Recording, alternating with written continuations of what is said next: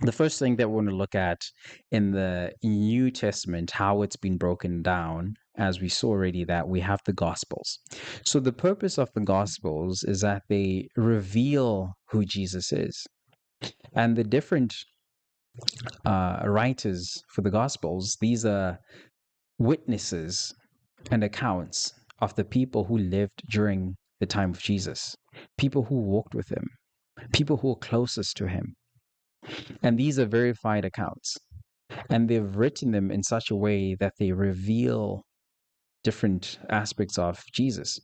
And as you will see, I mean, I think John does say it as he wraps up. He says that there's so many things that Jesus did, and they could not be contained in all these books. You could write another Bible just about what Jesus did during his time. So, what the Bible and the New Testament has done and how it was arranged is that so that you have different accounts that make sense, that have been written in ways that they can reveal, kind of like summaries at the end of the day, that will reveal the works of Christ, the works of Jesus Christ, who he was, right? So we've got Matthew. So Matthew, the opening shows the genealogy of Christ, how he's connected to Abraham, how he's connected to David, right? So all of those matter, right? Because it's a trace to show us where does it begin and what is the point that we're in. Because the old covenant again was from the time of Abraham. And now it's showing us that now we're entering the new covenant. This is the New Testament. And so with the New Testament, with Matthew, is telling us that Jesus is a king and this fulfillment of prophecy.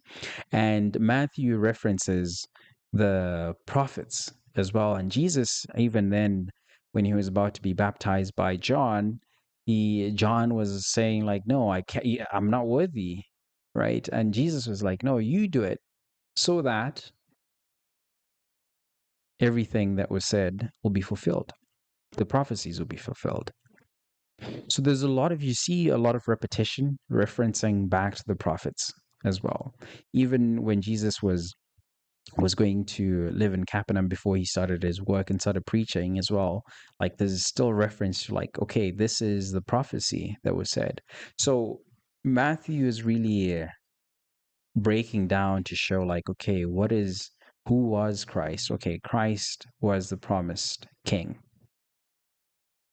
He was a promised king throughout the prophets, right?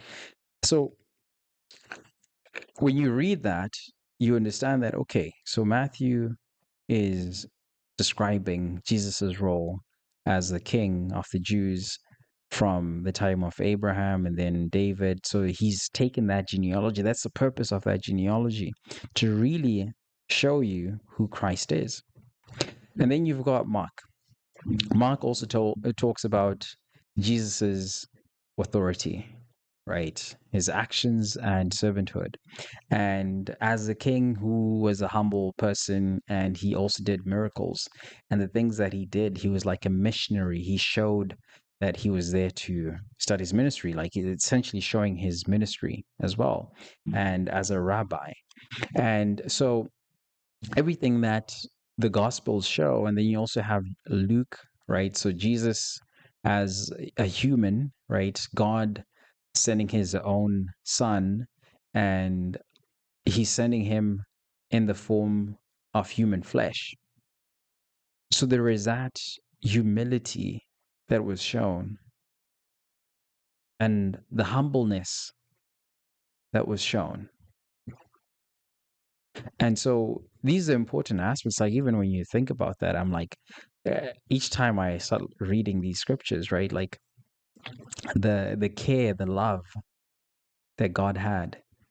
Like sometimes for me, that's I think the Gospels when I just read that and Revelation too, it's just like the love of God. I tell you, like I don't know, like for me personally, I'm just like I don't deserve this love, but I'm still loved. The grace, the gift of love has been given to me. right?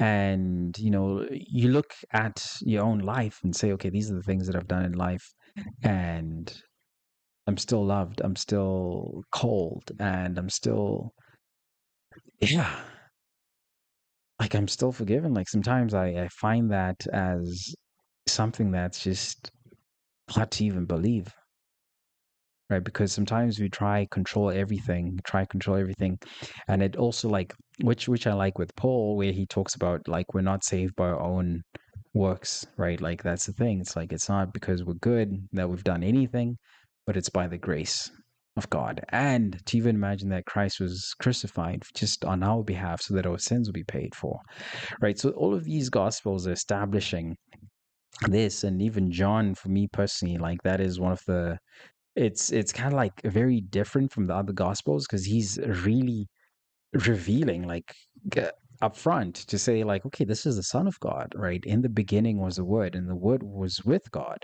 right? So that beginning as well of time, that it was the Word of God, and that was Christ, and he was divine from the get-go.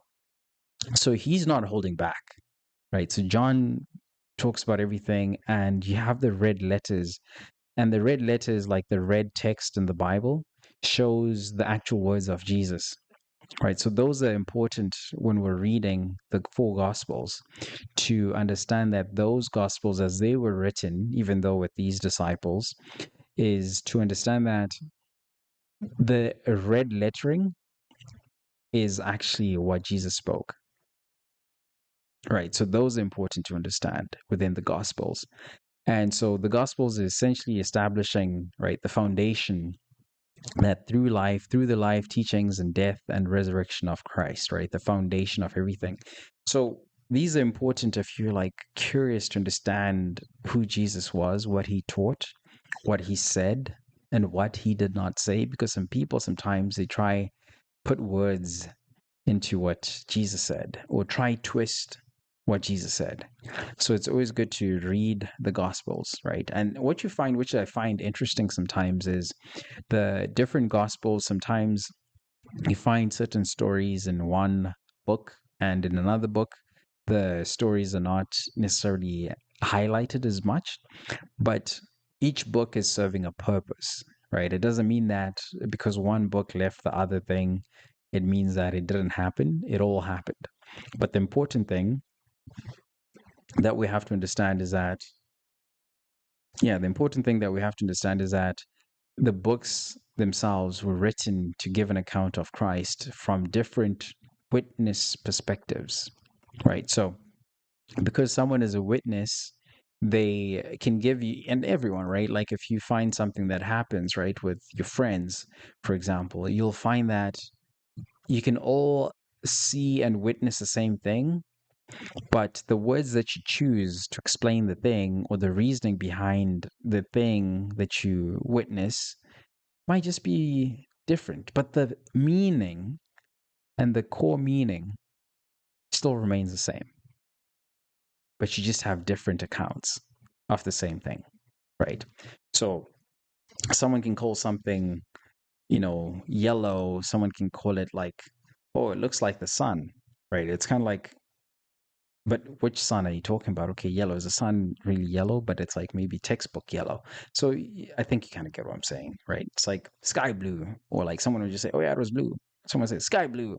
So you have different contexts of how they explain, but it's still the same, right? And they're sharing it from a very specific context, right, of what they personally experienced with Jesus.